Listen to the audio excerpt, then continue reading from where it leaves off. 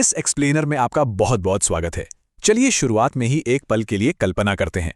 आज हम अपने आसपास जो ये खूबसूरत, विविधताओं से भरी और जीवन से लहलहाती हुई पृथ्वी देखते हैं, पता है करीब 4.6 अरब साल पहले ये कैसी दिखती थी? बिल्कुल बेजान। जी हाँ, जीवन का कोई नामोनिशान तक नहीं था। हमारी पृथ्वी बस उबलते हुए लावे का एक दहकता हुआ गोला थी, एकदम नर्क की तरह। तो चलिए आज के इस एक्सप्लेनर में सीधे गोता लगाते हैं और समझते हैं कि लावे के इस भयानक गोले से एक जीती जागती दुनिया बनने तक का ये जो पूरा चमत्कार है, वो आखिर कैसे हुआ।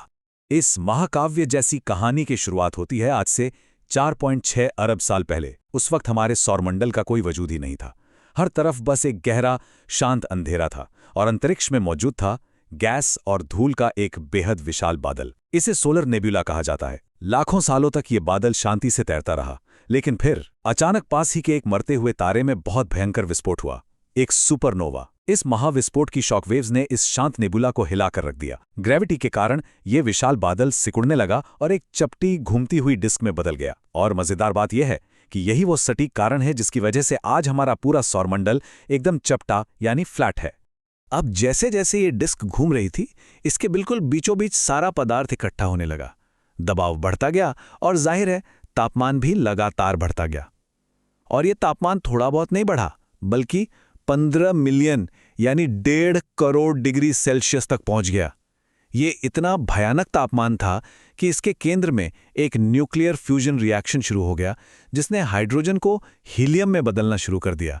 और इसी महाविस्फोट और चकाचौंध रोशनी के साथ आखिरकार हमारे सूर्य का जन्म हुआ। अब इस स्लाइड में जो सबसे दिलचस्प बात है वो ये है कि हमारे इस नए नवेले सूर्य ने अपने आसपास के नेबुला का लगभग सब कुछ निगल लिया।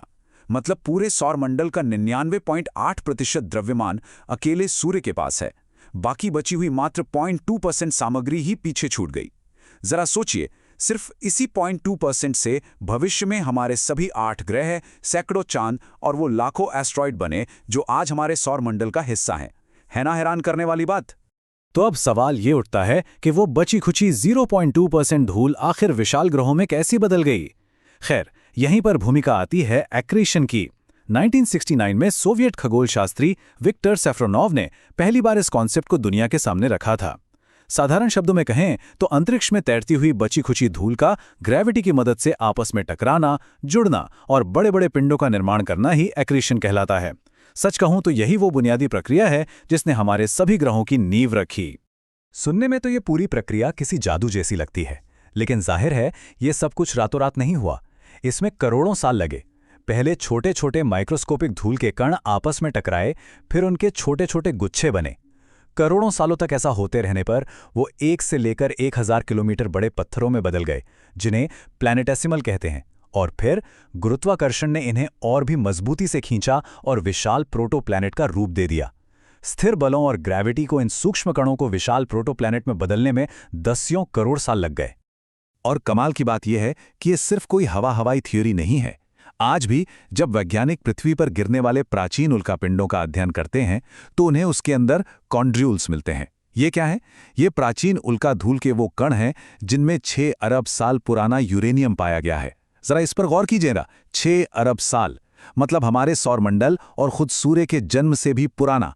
ये बिल्कुल पुख्ता तौर पर साबित करता है कि ये कण किसी प्राचीन सुपरनोवा में बने थे और इसी एक्रीशन प्रक्रिया से जुड़कर हमारी पृथ्वी तक पहुंचे हैं। तो अब आते हैं पृथ्वी के इतिहास के अगले चरण पर, हैडियन ईयन, एक नर्क जैसी शुरुआत। इस एक्रीशन के बाद का जो दौर था वो सच में बेहद हिंसक और अराजक था। अंतरिक्ष में घूमते हुए ये जो नए नए प्रोटोप्लैनेट्स बने थे, अब ये एक दूसरे से भयानक गति से टकराने लगे थे। इन टक्करों से इतनी भयानक ऊर्जा और गर्मी पैदा हुई कि पूरी की पूरी चट्टानें पिघलकर लावे के समंदर में बदल गईं और आखिरकार हमारी पृथ्वी ने एक गोल आकार लेना शुरू किया। पृथ्वी के इस खौफनाक दौर को हैडियन ईयन कहा जाता है। हेडीज यूनानी पौराणिक कथाओं में नर्क के देवता को कहते हैं, और यकीन मानिए ये नाम बिल्कुल परफेक्ट है। 4.6 से 4 अरब साल पहले की पृथ्वी सच में किसी नर्क से कम नहीं थी। अंतरिक्ष से लगातार 200 किलोमीटर तक के विशाल उल्कापिंड पृथ्वी से टकरा रहे थे और पूरी पृथ्वी बस उबलते हुए लावे से ढकी रहती थी। लेकिन यहां प्रकृति का एक बहुत ही खूबसूरत विरोधाभास देखने को मिलता है। जिस हिंसक और नर्क जैसी बमबारी ने पृथ्वी को पिघला कर रखा हुआ था, उसी बमबारी ने पृथ्वी पर जीवन की पहली उम्मीद भी पहुंचाई। जी हां, सोलर नेबुला से आने वाले इन एस्ट्रॉइड्स और धूमकेतुओं के अंदर भारी मात्रा में बर्फ के क्रिस्टल्स छिपे हुए थे। जब ये इस दहकती हुई पृथ्वी से टकराए तो ये बर्फ भाप बनी, वायुमंडल में गई, फिर बारिश हुई और पृथ्वी पर पानी का पहला प्राकृतिक चक्र शुरू हो गया। खैर, समय के साथ ये अराजक और उबलता हुआ लावे का गोला धीरे धीरे शांत होने लगा। इस टाइमलाइन को देखिए। करीब 4 अरब साल पहले हैडियन ईयॉन खत्म हुआ और हम आर्कियन ईयॉन में प्रवेश कर गए। यही वो अहम समय था जब पृथ्वी पर उल्कापिंडों की वो भयानक बमबारी कम होने लगी, लावे का तापमान गिरा और पृथ्वी ने अपनी वो अंदरूनी और बाहरी संरचना बनानी शुरू की जिसे आज हम अच्छे से पहचानते हैं। इस स्थिरता के आते ही एक बहुत ही खास प्रक्रिया शुरू हुई जिसे डिफरेंशिएशन कहते हैं। इसे समझने के लिए जरा ऐसे विजुलाइज कीजिए, जैसे रेत के बीच से पानी रिसकर नीचे चला जाता है ना, ठीक वैसे ही भारी तत्व जैसे लोहा और निकल ग्रेविटी के कारण पिघले हुए लावे से होते हुए पृथ्वी के एकदम केंद्र की तरफ डूब गए और वहीं सिलिकॉन और ऑक्सीजन जैसे हल्के तत्व तैरकर ऊपर आ गए और उन्होंने पृथ्वी की सबसे ऊपरी परत यानी क्रस्ट का निर्माण किया। बचपन में स्कूलों में हमें अक्सर पृथ्वी की सिर्फ 3 परतें पढ़ाई जाती हैं, क्रस्ट, मेंटल और कोर। लेकिन अगर हम जियोलॉजी की गहराई में जाएं तो असल में अत्यधिक दबाव, गर्मी और यूरेनियम जैसे तत्वों के लगातार रेडियोएक्टिव डीके के कारण पृथ्वी 5 अलग-अलग परतों में बटी हुई है। सबसे ऊपर सख्त लिथोस्फीयर है, फिर उसके नीचे लगातार हिलने वाला एस्थेनोस्फीयर, उसके अंदर उच्च दबाव वाला मीजोस्फेरिक मेंटल, फिर तरल लोहे का आउटर कोर और एकदम बीचों बीच 6000 डिग्री सेल्सियस की प्रचंड गर्मी वाला ठोस इनर कोर मौजूद है। तो यहाँ सबसे महत्वपूर्ण बिंदु ये है कि पृथ्वी का जो आउटर कोर है, उसमें जो ये उबलता हुआ तरल लोहा है, वो लगातार मंथन कर रहा है, लगातार घूम रहा है। ये घूमता हुआ तरल लोहा भारी मात्रा में इलेक्ट्रिक करंट पैदा करता है, जिससे पृथ्वी का एक विशाल सुरक्षा कवच बनता है, जिसे हम मैग्नेटिक फील्ड कहते हैं। अगर ये मैग्नेटिक फील्ड ना होता तो सूरज से आने वाली खतरनाक सोलर हवाएं हमारे वायुमंडल को पूरी तरह से छीलकर नष्ट कर देती। इसके बिना पृथ्वी पर जीवन का होना सच में नामुमकिन था। चलिए अब आगे बढ़ते हैं एक और बड़े रहस्य की तरफ, ब्रह्मांडीय टकराव और हमारे चांद का निर्माण। क्या कभी सोचा है कि हमारी इस नई नवेली पृथ्वी को अंतरिक्ष में चक्कर लगाने वाला अपना ये खूबसूरत साथी यानी चांद कैसे मिला? शुरुआत में वैज्ञानिकों ने कई थ्योरीज दी, जैसे कैप्चर थ्योरी कि पृथ्वी की ग्रेविटी ने अंतरिक्ष से गुजरते हुए किसी पत्थर को बस पकड़ लिया होगा, या फिर फिशन थ्योरी कि पृथ्वी इतनी तेजी से घूमी कि उसका एक टुकड़ा टूटकर अंतरिक्ष में चला गया। लेकिन आज विज्ञान इन पुरानी थ्योरीज को पूरी तरह खारिज करता है। जिस सिद्धांत को आज 100% वैज्ञानिक मान्यता प्राप्त है, वो एक बेहद खौफनाक और विनाशकारी घटना है जिसे कहते हैं द जायंट इम्पैक्ट हाइपोथेसिस। ये महाविनाशकारी घटना आज से करीब 4.5 अरब साल पहले घटी थी।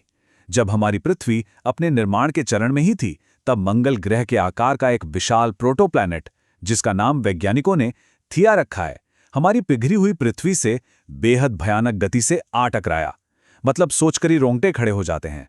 इस महाटक्कर में दोनों ग्रहों के भारी कोर पिघलकर आपस में जुड़ गए और जो भयंकर मलबा अंतरिक्ष में उड़ा, उसी ने धीरे धीरे इकट्ठा होकर हमारे चांद का निर्माण किया।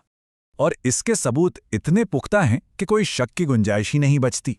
नासा के अपोलो मिशंस ने जो चांद की मिट्टी के सैंपल्स धरती पर लाए, उन्होंने इस अद्भुत सच को साबित कर दिया। देखिए, पृथ्वी का कोर उसके कुल द्रव्यमान का 30% है, जबकि चांद का कोर सिर्फ 1.6% है। इसका सीधा सा मतलब है कि टक्कर के बाद थिया की सारी भारी धातुएं पृथ्वी पर ही समा गईं। और सबसे बड़ा सबूत यह है कि चांद से लाए गई बेसाल्टिक चट्टानें और उनके ऑक्सीजन आइसोटोप्स हमारी पृथ्वी के मेंटल से हूबहू मिलते हैं। यानी चांद असल में हमारी ही पृथ्वी के मलबे से बना है। और पता है, इस भयंकर टक्कर का एक और अविश्वसनीय परिणाम हुआ। 23.5 डिग्री। थिया की इस भयंकर टक्कर ने पृथ्वी को अपने अक्ष पर सीधा नहीं रहने दिया, बल्कि इसे 23.5 डिग्री के कोण पर झुका दिया।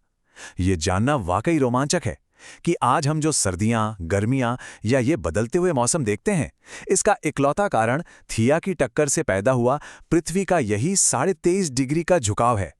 और इस नए बने चांद का काम सिर्फ रात में आसमान में चमकना बिल्कुल नहीं था। इसकी गुरुत्वाकर्षण ने पृथ्वी के समंदरों में ज्वार भाटा यानी हाई टाइड और लो टाइड पैदा किए।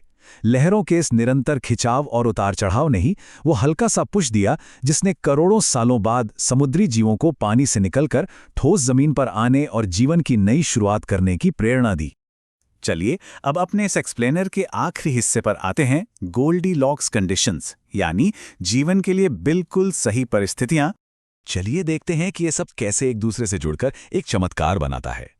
जैसे जैसे पृथ्वी ठंडी होती गई, इसके वायुमंडल में एक ऐसा जादुई संतुलन बनना शुरू हुआ जिसे विज्ञान में गोल्डीलॉक्स कंडीशंस कहा जाता है। शुरुआत में ज्वालामुखी लगातार जहरीली गैसें उगल रहे थे, लेकिन ग्रह के ठंडे होने से वाष्प घनील होकर बारिश में बदल गई। इस अनवरत बारिश से विशाल महासागर बने। फिर एक जादुई चेन रिएक्शन हुआ। इन महासागरों ने वायुमंडल से अतिरिक्त जहरीली कार्बन डाइऑक्साइड को सोखना शुरू कर दिया, जिससे आसमान साफ होने लगा और धीरे धीरे पृथ्वी पर प्राणदायी ऑक्सीजन का स्तर बढ़ने लगा। और ध्यान देने वाली बात यह है कि यह सिर्फ प्राचीन इतिहास तक सीमित नहीं है। आज भी पृथ्वी के यही महासागर हमारे वायुमंडल को साफ रखने का सबसे बड़ा काम कर रहे हैं। हम अक्सर सोचते हैं कि जंगल सबसे ज्यादा मदद करते हैं, है ना? लेकिन असल में हमारे महासागर दुनिया का सबसे बड़ा कार्बन सिंक है। वही आज भी ज्यादातर कार्बन उत्सर्जन को सोखते हैं। हालांकि ये बहुत चिंता की बात है कि आज उनकी भी ये क्षमता अपने अंतिम सीमा तक खिंच चुकी है। जब हम इन सब चीजों को एक साथ देखते हैं तो समझ आता है कि हमारा ये ग्रह सच में कितना ज्यादा दुर्लभ है। जरा सोचिए, सूरज से बिल्कुल परफेक्ट दूरी, बिल्कुल सही आकार जिससे ग्रेविटी वायुमंडल को जकड़ कर रख सके, एक ताकतवर मैग्नेटिक कोर जो घातक सोलर रेडिएशन से हमें बचाए, और एक संतुलित ग्रीन हाउस इफेक्ट। इन सभी संयोगों ने मिलकर एक ऐसा अद्भुत संतुलन बनाया जिसने हमारी पृथ्वी को जमे हुए मंगल ग्रह या उबलते हुए शुक्र ग्रह जैसा बनने से बचा लिया। तो अंत में ये सब जानने के बाद एक ऐसा सवाल सामने आता है जो सच में हमें गहराई से विचार करने पर मजबूर कर देता है। एक उबलते हुए लावे के भयानक गोले से लेकर जीवन से भरी इस खूबसूरत दुनिया तक के सफर में करोड़ों अरबों खगोलीय संयोग और महाटक्करें शामिल हैं। ब्रह्मांड की इस अनंत गहराई में जब इतने सारे चमत्कारों के बाद ये एक दुर्लभ और शानदार ग्रह बना है, तो क्या इसे बचाकर रखना, इसके पर्यावरण की रक्षा करना हम इंसानों का सबसे पहला और सबसे बड़ा कर्तव्य नहीं है? आप खुद सोचिएगा। एक्सप्लेनर में आज के लिए इतना ही। मिलते हैं अगली बार।